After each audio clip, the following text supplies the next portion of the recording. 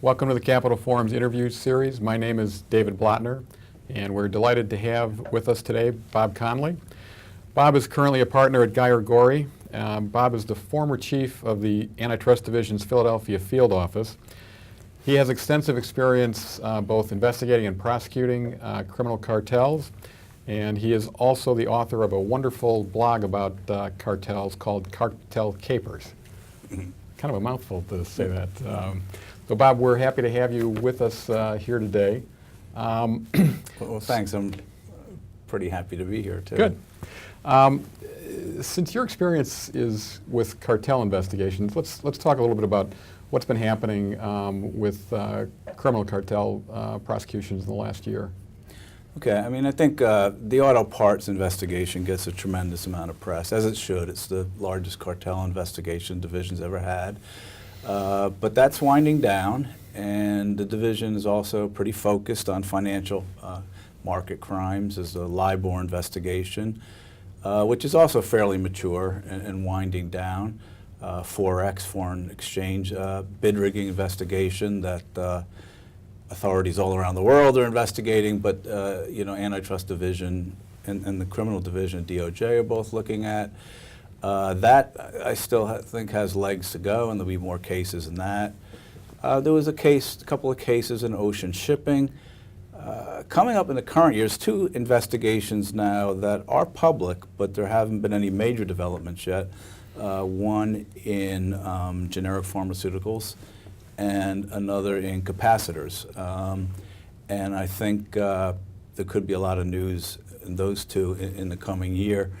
And the Antitrust Division is always working on something that nobody knows anything about until search warrants are executed or somehow otherwise, hits the public view. So I'm sure those, as always, there'll be some surprises in 2015. Okay. So talk a little bit more, if you would, about what's been going on with the financial investigations in the financial markets with the LIBOR and the foreign exchange case. Sure. I mean, there's apparently been a lot of bad conduct in these financial markets, starting with LIBOR, where traders were, exchanging information about what they would report as a relevant interest rate. And these are worldwide investigations. DOJ is involved, the UK, and others. And in that case, has been mostly very large fines against these companies, not just by the DOJ, but many U.S. agencies, including other agencies around the world. And then that kind of spread then into Forex. Forex is, I think, a more recent investigation.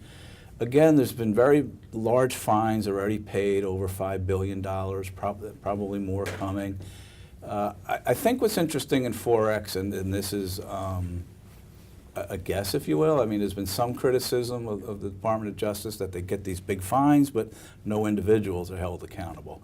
Mm-hmm. And I think in Forex, it's more likely that there will be some individuals indicted, partly because it was fairly brazen. They were continuing to do the bad conduct in Forex after the LIBOR investigation started. Mm-hmm. And then there was just some, very damning, there's chat rooms these guys were in where they called themselves the Cartel Club, the Mafia. They would brag about deals that they did. And mm-hmm. So anyway, I think that's something the department would like to do, is make a statement with an individual case. Okay. So the Forex ones involve exchanges that set the price for foreign currency. Yeah, like rigging the Japanese yen, things like that. And that actually sounds more like traditional antitrust, where competitors are agreeing on a price, where trying to rig the price of something, whereas mm-hmm. LIBOR was kind of more fraudulent conduct about reporting what your interest rate was. Division's been active in both of those with the Criminal Division of the Department of Justice. When I say division, Antitrust Division, right, right. And with the Criminal Division of DOJ. So as far as individuals in the foreign currency exchange investigations, do you expect those individuals will be U.S. individuals, or do you think that they're going to be foreign individuals that the division will try and prosecute individually? I think there'll be foreign individuals, and The UK has already indicted somebody. The Serious Fraud Office has indicted somebody in the UK. So I think there'll be foreign individuals, and depending on where those individuals reside, be interesting whether anyone's able to be extradited. And again, I just want to say that this is kind of like a prognostication. I could be dead wrong about this. Okay.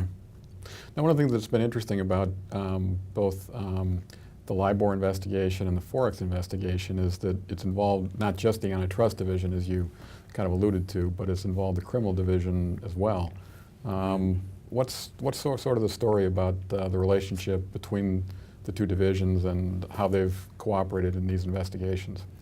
You know, there's always been good cooperation between the Criminal Division and the Antitrust Division because certain crimes overlap. There could be Sherman Act bid rigging violations, other kinds of fraud. But this is the first time where they've actually, you know, sat down and joined interviews, done things jointly, talked to each other all the time. And that's partly because when you get into the investigation, you're not quite sure what you're going to find. You could find bid rigging, you could find fraud. As I think it's happened, you could find both.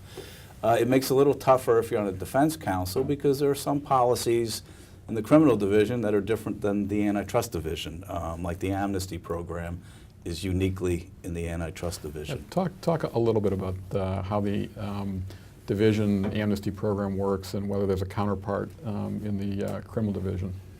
Well, the Division Amnesty Program, and they've exported this, if you will, around the world, the competition agencies everywhere. And the first company that reports the violation, the illegal conduct, even if there's already an investigation, the first company in, there's conditions, they have to cooperate and some other conditions, but they can get a total pass. The company won't be indicted and the individuals won't be indicted. This has been a fantastic tool for the Antitrust Division to have people sort of self-report, whereas without amnesty, you could do an investigation, and you may make the case, but you may not because you don't have this cooperation. Right. And in any event, it would take you a very long time. And then I just mentioned, because another key thing with amnesty is what they call Amnesty Plus. And this is how the auto parts investigation went from one little part to probably virtually every part in your car, is if a company's in trouble because they've rigged something to do with steering wheels, if they report, well, we were also involved in brakes or windshield wipers or whatever it may be, they can get amnesty. They may have to pay a fine for what they already caught on, but might get amnesty for the new things. So that's why auto parts, if you will, kept rolling from one part to another. The Criminal Division's a little different. You can't get amnesty in the Criminal Division. You can get a non-prosecution agreement or a deferred prosecution agreement, and you know, I don't have time to go into all the details, but difference is once you get your amnesty from the Antitrust Division, you know as long as you cooperate you won't be prosecuted. It's more in the discretion of the Criminal Division still if they don't think your cooperation was sufficient, and often they put conditions on like you know, compliance monitors. It's a little different. There's not the certainty that you get with the Antitrust Divisions. But it works for the Criminal Division, and amnesties worked for the Antitrust Division. So just as far as amnesty goes, I guess this is sort of the question. When you say amnesty from the Antitrust Division, do you get amnesty for any crime that you report? In other words, does it cover both antitrust offenses as well as criminal fraud or other Title 18 offenses? No, and this is one of the complications if there's like a joint investigation. If the Antitrust Division can only give amnesty for price-fixing bid rigging, they're called Title 15 violations. So if you were engaged in that kind of conduct, you can get amnesty. But say you were also paying foreign officials off to try and rig a bid or something, Antitrust Division cannot give you amnesty for that, no matter how much you cooperate. That's a fraud or a kickback violation that you have to deal with the Criminal Division. So when there's these joint investigations, it can be difficult for defense counsel to sort out who do you deal with, even though they're working jointly, depending on the nature of the violation. Well, you might get amnesty, or you might get a deferred prosecution agreement, or you might get prosecuted if you're not cooperating. Okay. So we talked a little bit about what's going on in the criminal world. Sort of what's going on in the civil cartel world that you're sort of following? Well, I think a general trend is, well, first off, so whenever the Antitrust Division has really even an investigation, but certainly if they get convictions, there's going to be follow-on civil antitrust damage suits. And sometimes the suits are brought without the Antitrust Division have any involvement. Private plaintiffs can sue for damages if they think they've been a victim of price fixing. You know, these are trends. The cases can vary a little bit, but one, I think it's gotten a little easier for private plaintiffs to make it past the motion to dismiss stage. There's a case up in New York, it's a big private case, aluminum warehousing, and Judge Forrest up there just denied defendants' motion to dismiss. And I think she did so just in light of some recent appellate court cases that said, in shorthand, don't be so quick to throw these suits out. Okay. And then, you know, for defendants, the problem is once you get past the motion to dismiss, you get into discovery. And discovery can be two things or both. It's very expensive, for one, so sometimes there's a pressure just to settle to save the expense. But the plaintiffs may also discover some pretty good evidence. Right. So, you know, it's certainly, I think after the big Twombly case, courts were more eager or ready to throw suits out on the motion to dismiss stage, and the pendulum swung back a little bit maybe. Okay. But it's still very fact-specific on each case. Okay. And are there any other kinds of, you mentioned the aluminum warehouse case, any other sort of big civil cartel cases that are out there? Well, all these financial crime, you know, certainly there's, I think I mentioned there's been big settlements already, well, in LIBOR, in the civil cases, big settlements already in Forex, in the financial. The banks are just writing checks with lots of zeros on them, both to the government and to the private plaintiffs. So those are really big ones. In a unrelated to government investigation, and like one company went to trial, and this is the risk of going to trial, they lost, and with treble damages, the total verdict against them was $1 billion. So there's a lot of risk in going to trial, and that's why many of these cases, most of them really are settled, the civil cases. Right. So they basically come down to trying to pick a number that everybody is satisfied with that covers the damages, but avoids the trebling effect of going to trial and not getting a verdict in the defendant's favor. It's risky to go to trial. Okay. So trying to look ahead a little bit, what do you think the Antitrust Division's focus in the criminal cartel area will be toward next year and beyond? You know, they're always interested in where the money is, and that's in international cartels. So there's a program yesterday where it says from 97 on to today, 97% of the fines that have been paid in antitrust cases have been paid by foreign defendants. And the vast majority of fines over $10 million, I forget the exact numbers, but almost all of those were against foreign defendants. So I think the division will continue looking at it. You know, the division's fairly reactive. Evidence comes in and you follow the evidence. Right. And with this amnesty program, you know, that's what they do is to follow that. But I think they're a little sensitive to the fact that there's a lot of foreign money. What about U.S. cases? So I do think that the division, again, you just can't manufacture them. You have to have somebody make complaints. You have to have evidence. But I think they'll be looking at domestic cases more if they have the opportunity. There's a generic pharmaceutical investigation. There's a grand jury. That's public information. And no charges have been filed yet, and I don't know whether there will be. Sometimes these investigations don't pan out. But I think they'll try to get some domestic cases, in addition to the many, many auction cases, real estate auction cases they have now. So on the generic drugs one, is there anything that has been public about sort of what the theory is, what they think the conduct is that has caused them to open a grand jury investigation in that area? No, and interestingly, that investigation didn't start with search warrants, and that can often tell you that there's probably no amnesty applicants, so there's nobody cooperating with the government yet to give them enough information to get search warrants. I do know that the investigation was preceded by some congressional investigation just looking at the price of certain generic pharmaceuticals, and there was, and I don't remember exactly what generics these were, but there was some congressional concern that these prices were out of whack. And then the Antitrust Division started an investigation shortly after, so there's probably a connection between the two. Right. So what about capacitors? What do we know about the capacitors investigation at this point?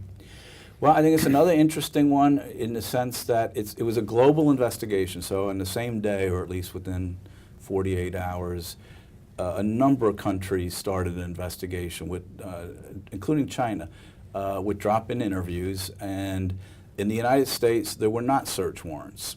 And again, a lot of these, like auto parts, and these investigations start with search warrants because you have an amnesty applicant really giving you some specific information.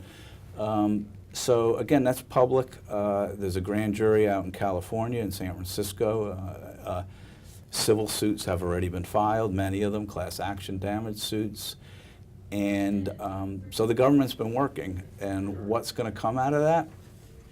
We could see case filings, or we could see,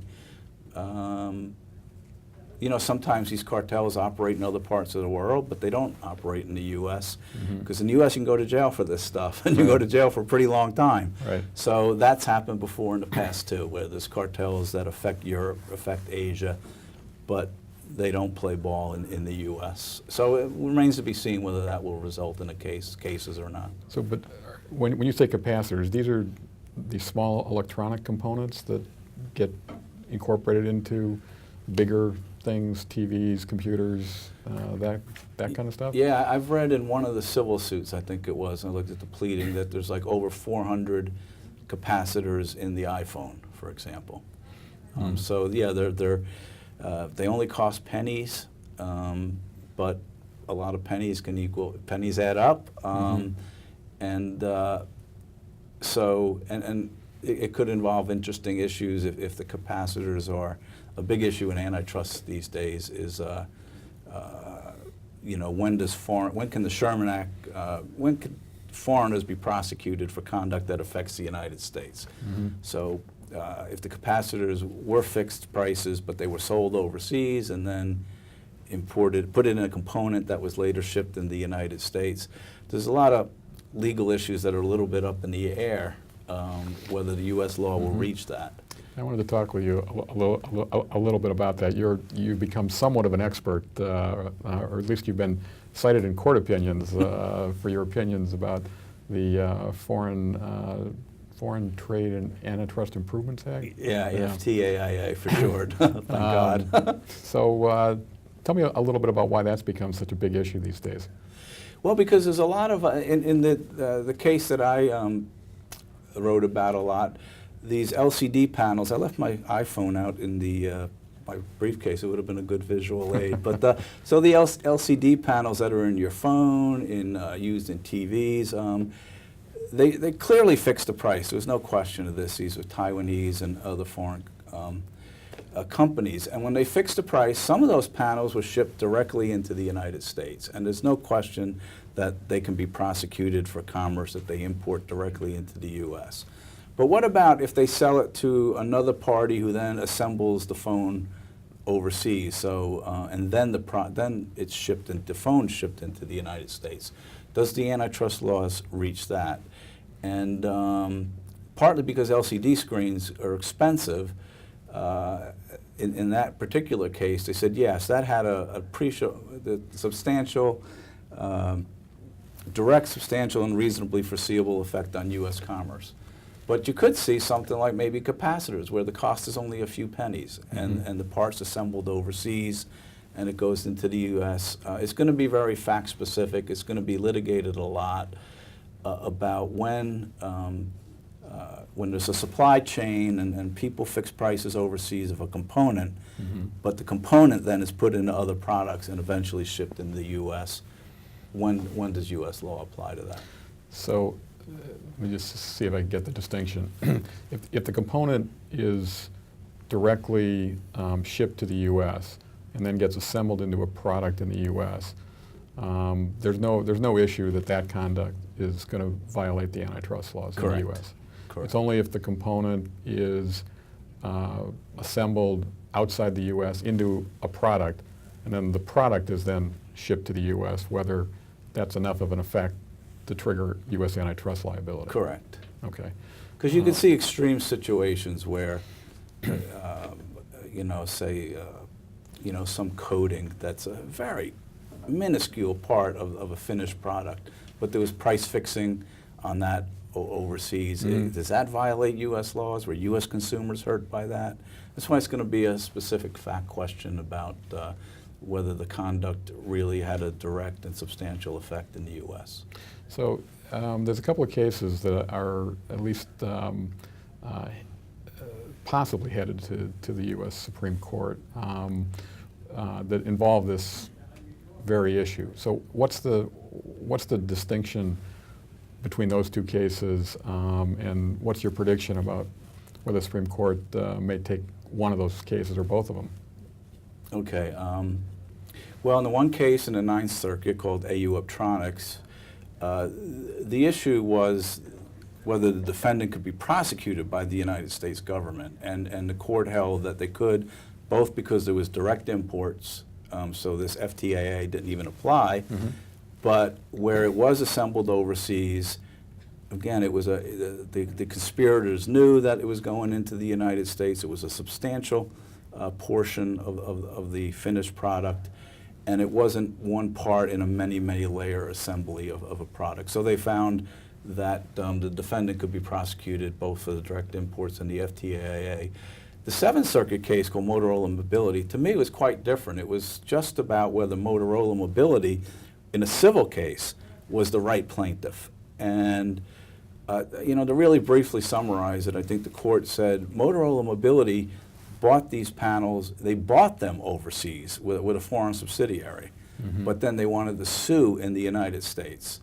And the judge said under FTAIA and then under Illinois BRIC, you know what, if you buy the stuff overseas, you can't set up a subsidiary for tax purposes and other reasons, be a foreign subsidiary, but for antitrust purposes, sue in the United States.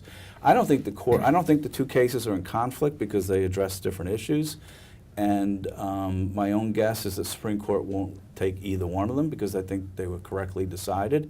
But some case is going to get it to the Supreme Court because it is a complicated area, and some set of facts will present itself, I think, where the Supreme Court wants to give some guidance in this area. I just don't think it'll be either one of these two. All right. One other topic we wanted to sort of touch on with cartels.